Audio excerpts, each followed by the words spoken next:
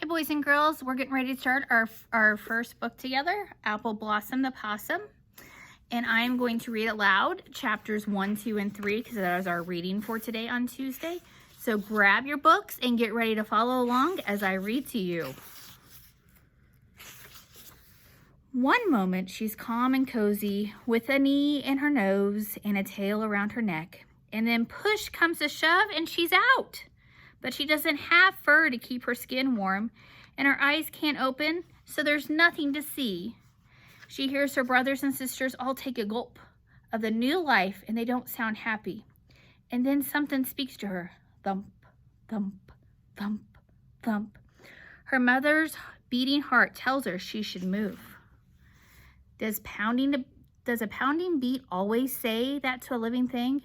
The newborn possum babies need to get inside their mother's pouch. So she starts slowly. She is less than an inch long. The chill of the night air bites as she drags herself forward. At her side, 3 other babies slip off the large belly and quiver in the mud below. So it's good that she can't see. The wind rattles branches and shakes wet pine needles. A blue-eyed crow on a perch in the distance caws a warning. But a dozen minutes later, when the tiny possum finally reaches the opening to her mother's pouch, she is out of energy. Her body trembles as her tiny hands and tiny feet, equipped with tiniest of thumbs, grow numb. Mama, I can't move. There is no answer, just the thump, thump, thump to advance. Mama, I'm stuck. Mama, Ma. Then luck is on her side because Mama Possum suddenly sits up and her pouch opens and gravity does the rest. The baby tumbles down, down, down. The thump, thump, thump is louder here and is joined with a whoops. Many of them. They are so fast and so familiar. Whoop, whoop, whoop, whoop, whoop. Whoop, whoop, whoop, whoop, whoop. Whoop, whoop, whoop, whoop, whoop, whoop. Are her brothers and sisters congratulating her on making it inside. The heartbeats are like applause, and she settles into the crowded, safe place. A tail wraps around her neck, and a knee jabs her in the nose. She understands they are all on this journey together. Chapter 2. The babies of the first-time possum mother must have names that begin with the letter A. This explains to half-sisters and half-brothers, cousins and aunts, uncles, grandparents, and other relatives how they each fit into their own possum family. Second batch babies, according to possum tradition, use the letter B.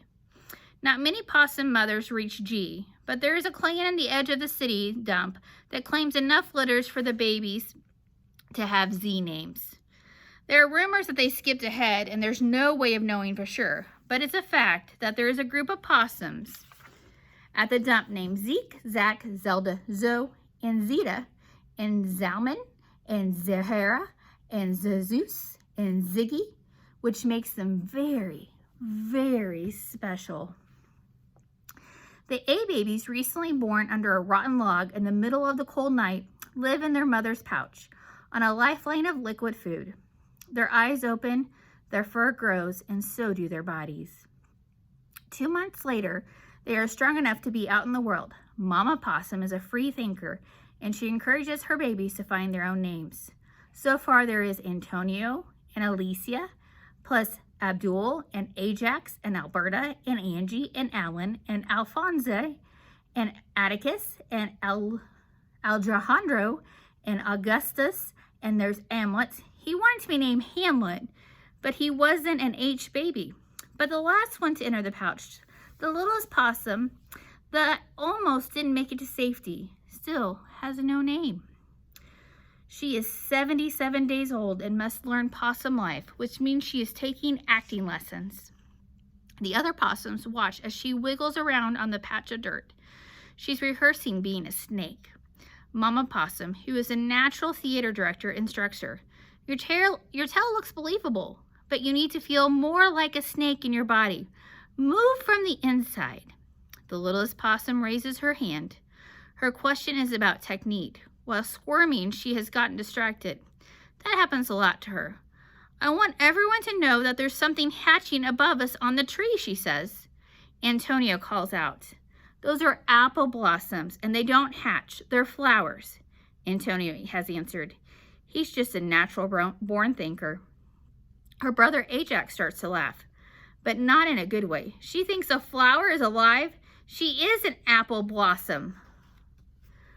Alberta giggles. No, she's not. Mama Possum claps her hands together, and that signals that it's time to take a break. Or at the very least, that Ajax should watch his mouthy attitude.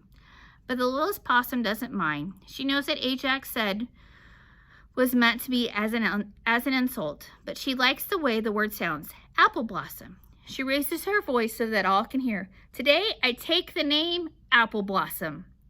No one answers. She adds, don't try calling me Allison. Ajax sputters. We won't. And from that moment on, she is Appleblossom the Possum. It isn't long before the break is over and it's time to return to the theater class. Appleblossom is happy that it's another possum's turn. Her eyes focus on her sister Angie. She doesn't have to be a snake. She's more advanced and she's doing a scene with Hamlet. All the possums are quiet. This is a very dramatic scene and Angie is a very dramatic possum.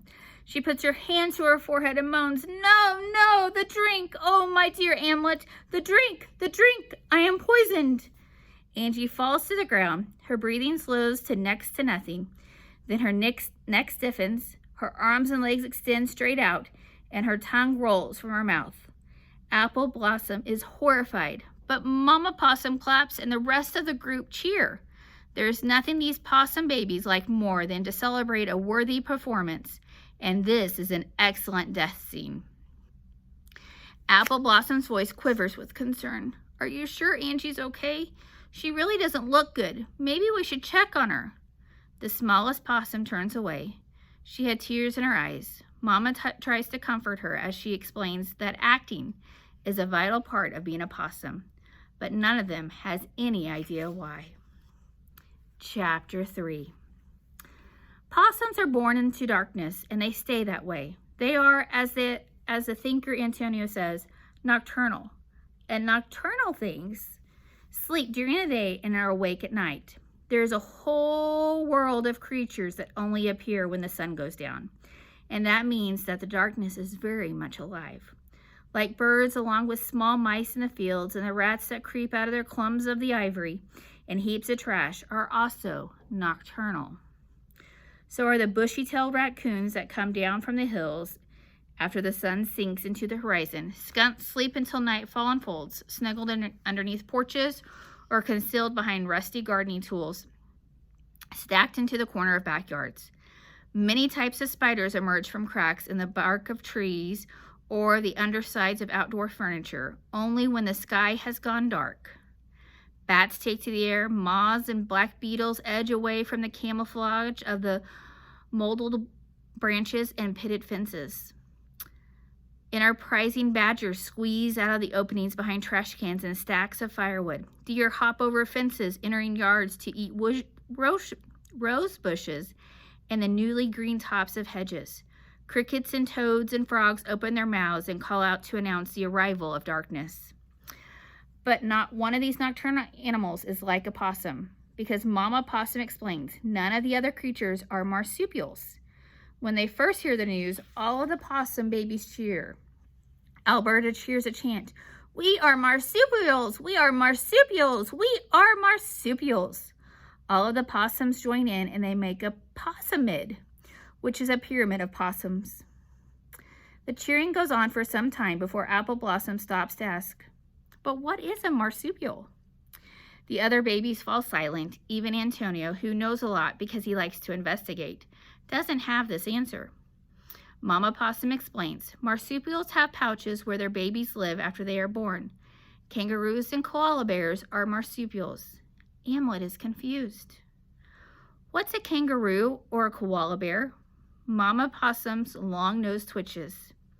It does that when she's uncertain. They don't live around here. Appleblossom suddenly worries that the kangaroos and koala bears might be lost and need help. She asks, should we try to find the other marsupials? Mama Possum's ears point skyward in alarm. No, absolutely not. You should not try to find snails, earthworms.